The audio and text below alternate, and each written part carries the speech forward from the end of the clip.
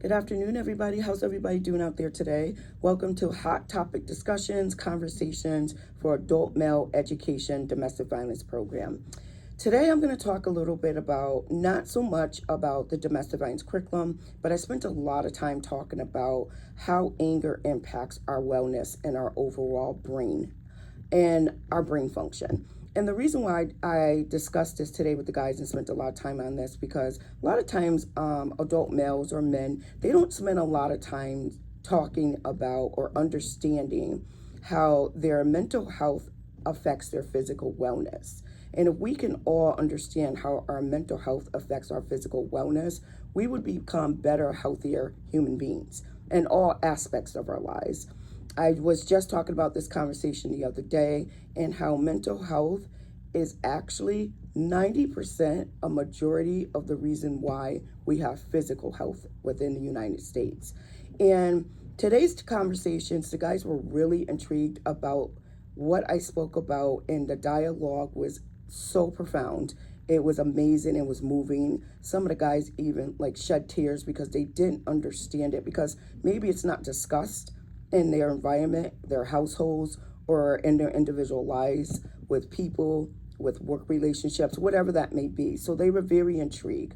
And what we talked about was the impacts to our brain due to anger, conflicts, perceived threats, or disappointments, fears, or triggers in our lives, right? All of that impacts us. It impacts what we call the limbic system, right? Which is responsible for our emotional reactions. And if that is interrupted, it leads to a decrease in blood flow to our prefrontal cortex, which is the area of our brain that helps us rationalize our thinking and making decisions, right? And if this is under attack, is what I told the guys, and under attack, I mean by our behaviors, our actions, our movements, what we eat, what we're drinking, the conversations we're having, our decision making in the partners we pick, right? If this is under attack through those thoughts and behaviors, it affects our ability to think clearly, and it increases unhealthy behaviors.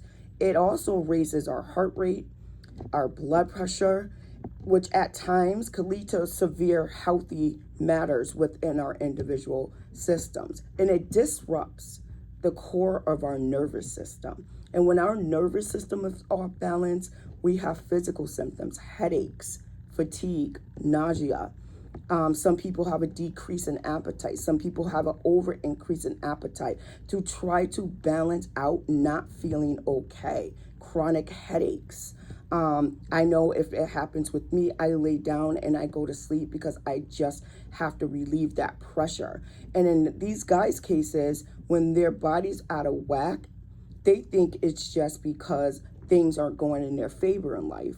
And instead of using healthy coping mechanisms, they turn to drugs, alcohol, manipulation, mind games, cheating, things that help balance off not feeling okay.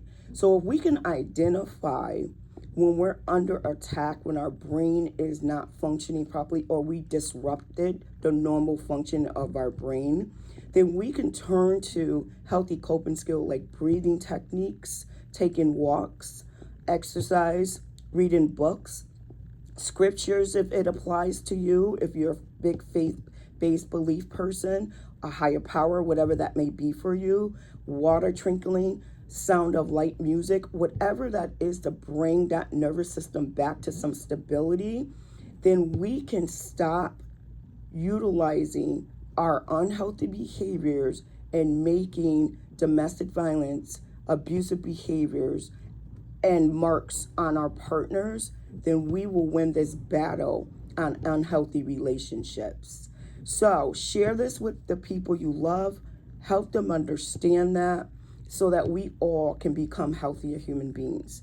Thank you for listening. Until next time, have a safe, happy, and blessed weekend.